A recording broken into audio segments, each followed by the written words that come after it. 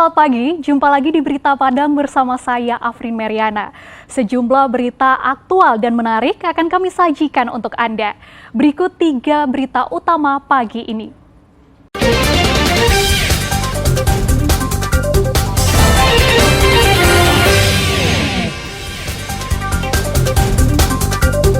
Pangkalan gas LPG serta minyak tanah di Batang Anai terbakar.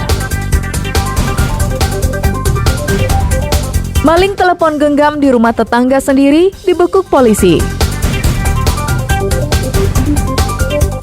Mahyaldi terlibat dalam pusaran kasus korupsi di KONI Padang hingga penutupan pasar ternak. Kami hadirkan dalam Padang Sepekan.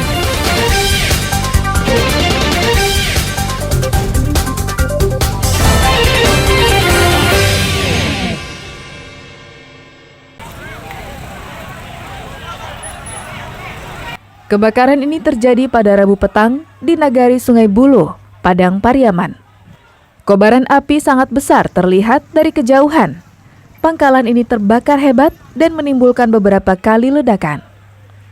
Warga yang menyaksikan kejadian ini panik, tak tahu berbuat apa.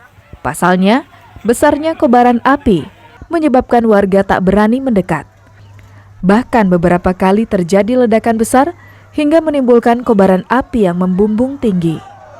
11 mobil pemadam kebakaran termasuk bantuan dari daerah tetangga seperti Kota Padang, Padang Panjang, Kota Pariaman, dan juga Bukit Tinggi dikerahkan untuk memadamkan api. Menurut warga, yang terbakar adalah pangkalan gas LPG yang juga merupakan pangkalan minyak tanah. Berdasarkan informasi sementara yang dihimpun di lapangan, kebakaran disebabkan terjadi kebocoran gas LPG. Namun, petugas masih melakukan penyelidikan penyebab pasti kebakaran ini. Karena minyak tanah sekitar 7 drum lah. Itu pangkalan apa di sana? Pangkalan minyak tanah sama tabung gas, Pak. LPG. Di Pasausan. Tahu penyebabnya apa? Penyebabnya karena orang punya rumah karena kebocoran gas. Hingga malam hari, petugas masih berusaha memadamkan api. Akibat kejadian ini, termasuk pangkalan BBM, 3 rumah tempat tinggal warga ludes jadi abu.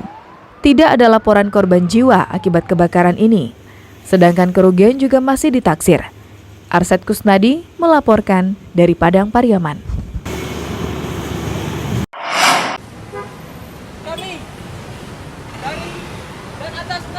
Belasan orang warga Parit Malintang, Kabupaten Padang Pariaman berunjuk rasa di depan Gedung Pengadilan Negeri Padang pada Kamis siang. Mereka menuntut pembebasan 8 orang warga Parit Malintang yang saat ini duduk sebagai pesakitan kasus korupsi ganti rugi lahan jalan tol. Para pengunjuk rasa membawa spanduk berisi tuntutan mereka terkait kasus tersebut. Mereka meminta agar majelis hakim dapat menyidangkan perkara ini dengan cerdas dan mengkaji riwayat pengalihan tanah yang semula berstatus tanah kaum menjadi tanah milik Nagari hingga akhirnya diserahkan kepada Pemda untuk dijadikan lahan pembangunan perkantoran Kabupaten Padang Pariaman. Namun dalam perjalanannya, lahan yang kini berupa Taman Keanekaragaman Hayati tersebut dijual untuk pembangunan jalan tol. Padahal Taman Keanekaragaman Hayati tercatat sebagai aset Pemkab Padang Pariaman. Akhirnya, 8 orang warga Parit Malintang dijadikan tersangka kasus korupsi oleh Kejaksaan Tinggi Sumatera Barat, yang sekarang menjadi terdakwa di Pengadilan Negeri Padang.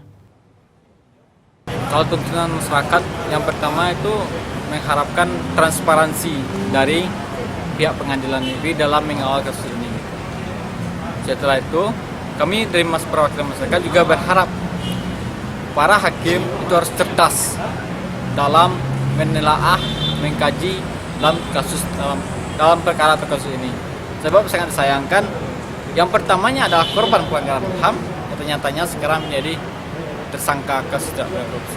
Kasus korupsi ini sendiri sudah disidangkan di Pengadilan Negeri Padang dengan menghadirkan para terdakwa.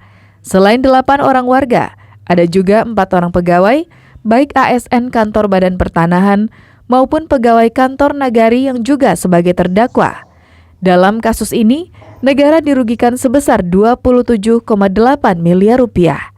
Laude Jordianse melaporkan dari Padang.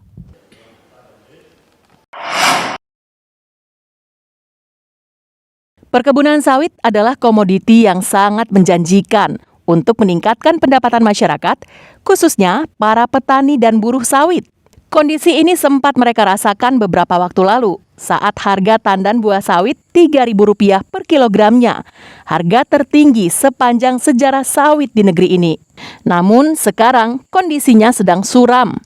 Sejak larangan ekspor minyak goreng oleh pemerintah beberapa waktu lalu, harga tandan buah sawit terjun bebas. Kini, harga TBS kurang dari separuhnya. Hal ini dirasa sangat memberatkan petani kelapa sawit karena mereka juga harus mengeluarkan biaya perawatan yang lumayan besar, seperti membeli pupuk. Harga sawit anjlok. Dan itu sangat berdampak kepada perekonomian rumah tangga kami. Belum lagi harga pupuk yang begitu mahal. Belum ditambah biaya perawatan-perawatan dalam mengelola perkebunan sawit. Kami berharap kepada pemerintah untuk bisa membuka kembali keran ekspor CPO kelapa sawit. Keluhan yang sama juga diutarakan para buruh yang biasa bekerja di kebun milik petani sawit untuk memelihara tanaman dan membantu membongkar sawit ketika musim panen tiba. Kayak kemarin tuh mah sawit udah sampai 3.400 di pabrik tuh kan. Nah, sekarang anjlok pun harganya sampai 1.740. Mudah-mudahan pemerintah bisa membantu ke masyarakat yang susah. Tuh yang saya kayak pribadi saya udah banyak kehilangan pekerjaan. Orang mengupahin juga nggak ada uangnya. Katanya sawit murah. Petani dan buruh sawit ini berharap agar pemerintah pusat mencabut larangan ekspor minyak goreng agar penjualan tandan buah segar sawit dapat kembali naik seperti semula. Eko Pangestu melaporkan dari Dharmasraya.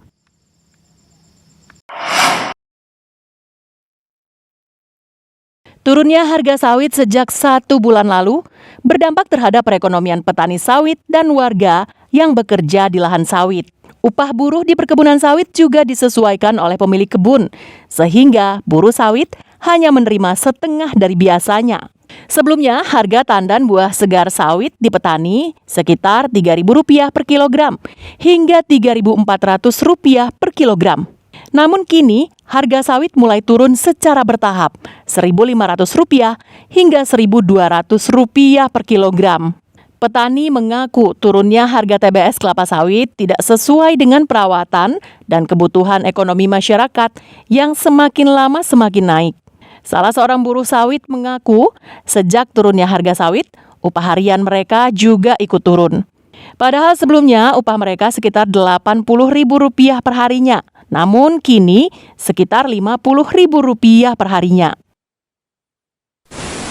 Itu dapat mungkin ya naik harga sawit, harga upah kita semua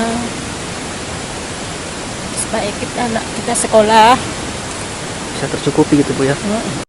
Menurut petani sawit, turunnya harga sawit tidak sesuai dengan biaya perawatan lahan yang kian meningkat. Selain itu, harga kebutuhan pokok masyarakat juga berangsur naik. Kami sangat kecewa dengan kondisi yang saat sekarang ini karena semua barang pokok, bahan kebutuhan pokok naik. Jadi sementara harga sawit masyarakat jauh turun drastis. Sekarang ini harga berapa itu Pak?